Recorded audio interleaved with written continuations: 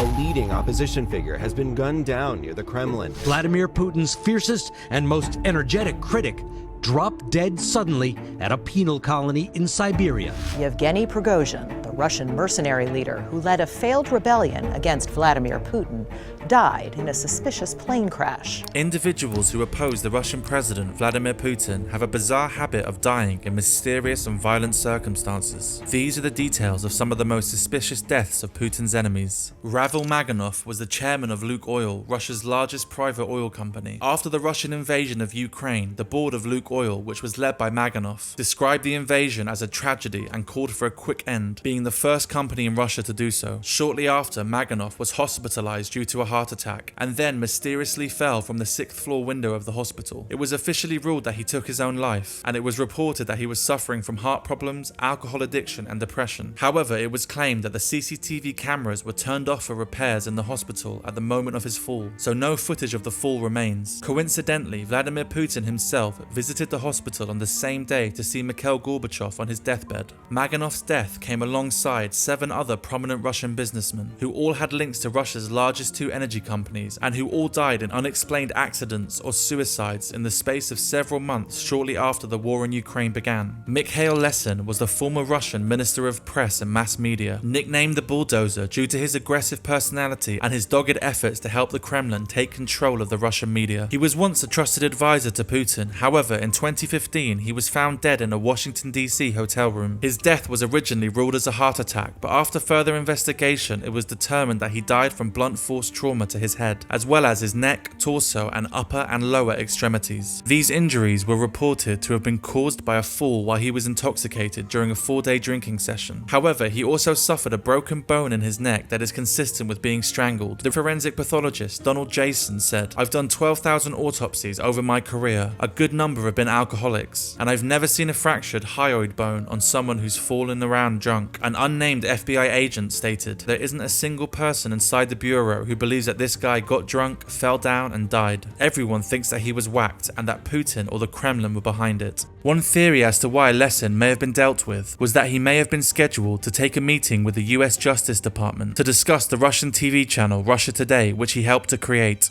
Alexei Navalny was a lawyer and an anti-corruption activist who was an outspoken critic of Putin and the Kremlin. He gained widespread recognition through his investigations into government corruption in Russia and amassed a large following on social media. Navalny was also a key figure in organizing mass protests. In 2020, while on a flight to Moscow, Navalny was poisoned with Novichok, a nerve agent developed by the Soviet Union in the 1970s. He was evacuated to a hospital in Berlin, Germany, where he received treatment and eventually recovered. Navalny publicly accused Putin of orchestrating the poisoning. Upon his return to Russia, he was arrested for allegedly violating parole conditions related to a prior conviction. In August 2023, Navalny was sentenced to 19 years in prison on charges of extremism, sparking protests in Russia. Then, in 2024, it was announced that he had died in an Arctic prison. Authorities reported that he felt unwell before losing consciousness after a walk, and efforts to revive him were unsuccessful. However, the true cause of his death remains unknown. Navalny had previously been hospitalized, complaining of malnourishment and other illnesses caused by mistreatment in prison. Many suspect Putin and his government were responsible. Yevgeny Prigozhin was a Russian businessman and oligarch who was the head of the Wagner mercenary group, a private military company widely considered a proxy for the Russian government. The Wagner group played a significant role in conflicts across various countries, providing plausible deniability for Russian military operations abroad. Prigozhin also founded the internet research agency dubbed the Troll Factory, which was implicated in interfering with the 2016 US presidential election. His nickname, Putin's Chef, stemmed from his ownership of several catering businesses and restaurants, and his long-standing friendship with Vladimir Putin. However, in an act of defiance against Putin, in June 2023, Prigozhin released a video accusing Putin's government of deceiving the public about the justifications for invading Ukraine. He also shared a video that he stated showed a missile strike conducted by the Russian military that killed 2,000 of his men, although the video's authenticity has been disputed. He subsequently launched an armed mutiny, seizing the city of of Rostov and then advancing towards Moscow. However, after only 24 hours, Prigozhin agreed to disband the mutiny in exchange for amnesty and exile in Belarus. Surprisingly, Russian authorities dropped all charges against Prigozhin and his followers. Then on August 23rd, Prigozhin and 9 others died in a plane crash en route from Moscow to St. Petersburg. The death was unsurprisingly seen as suspicious by many. Moscow labeled any involvement as a complete lie. However, the Wall Street Journal reported that Russian and Western intelligence believed that Prigozhin's death was ordered by Putin's Security Council chief.